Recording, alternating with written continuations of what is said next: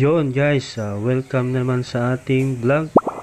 So for today's video, mayroon tayong ayusin dito sa molino. Ito po ay higher.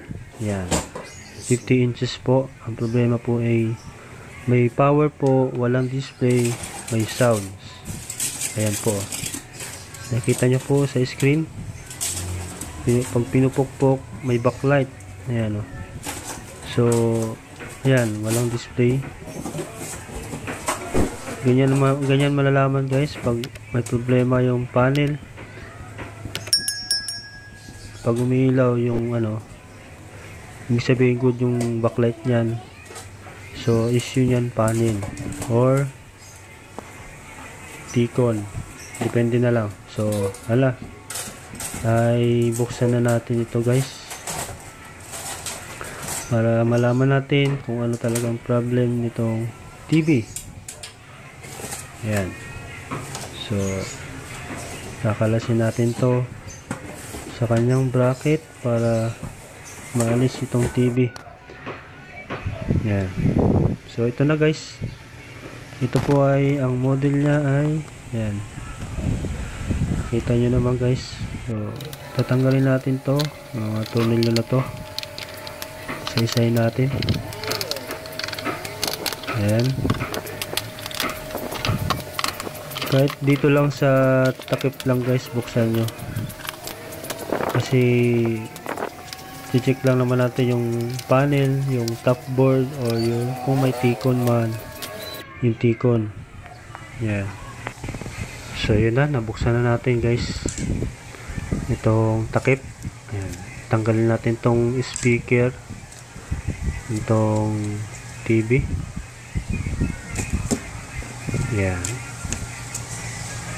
So guys, kung bago pa lang kayo sa aking channel, please subscribe and click notification bell para lagi kayong updated sa aking mga vlogs.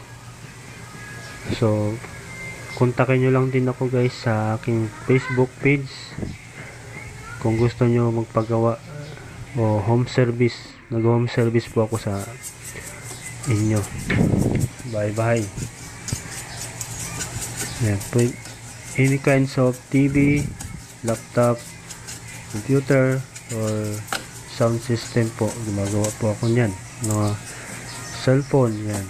So, pwede nyo po akong i-PM sa Facebook page. Ayan guys, lilinisan natin para matanggal yung mga resistance. Minsan kasi may resistance sa mga alikabok, kaya nagkakaroon ng interact dun sa mga voltahe.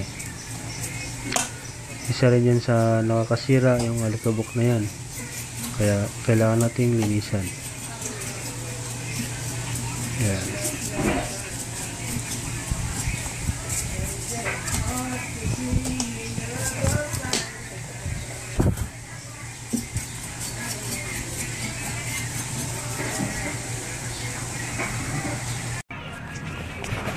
Okay guys, dito na tayo sa checking voltage dito sa top board. Ayan. So yun, nag-check ako sa bone pin 0.2 volts. Dapat nag-range yan ng 20 to 30 volts. Yan, dapat yung output ng DC-DC bone. Ayan, 0.2 lang. So, may problema talaga.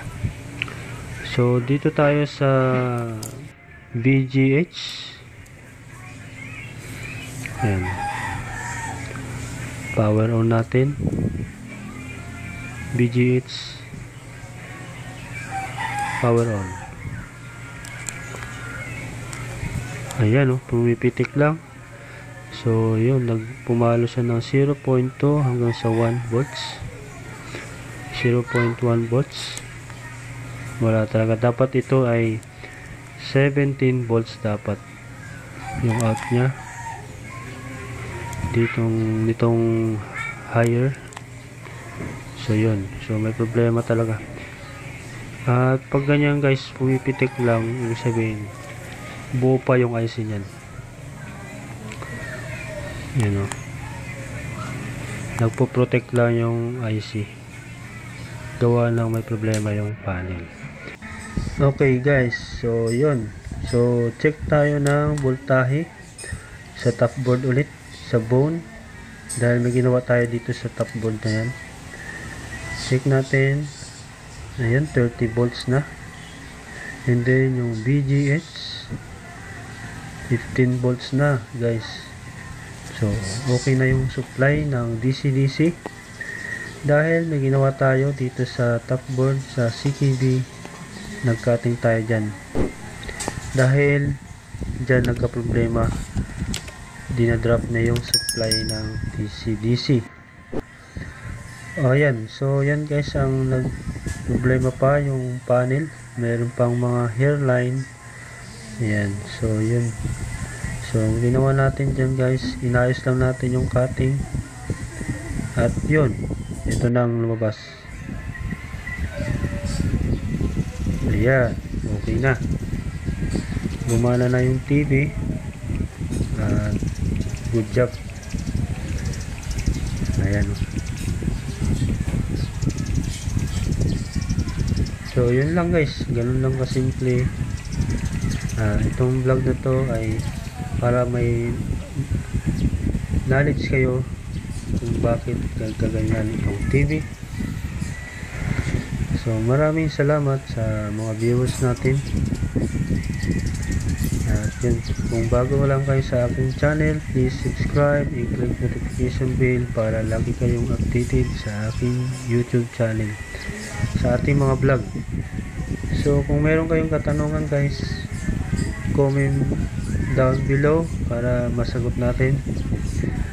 Kung gusto nyo magpa-service, ayun, kontakin nyo lang ako sa Facebook page,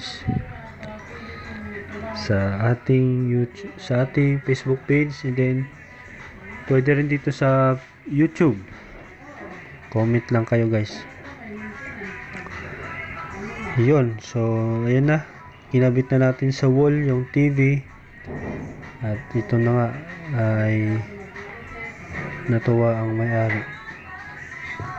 So yun, maraming salamat sa ating mga viewers. Thank you. Ingat kayo guys. God bless all.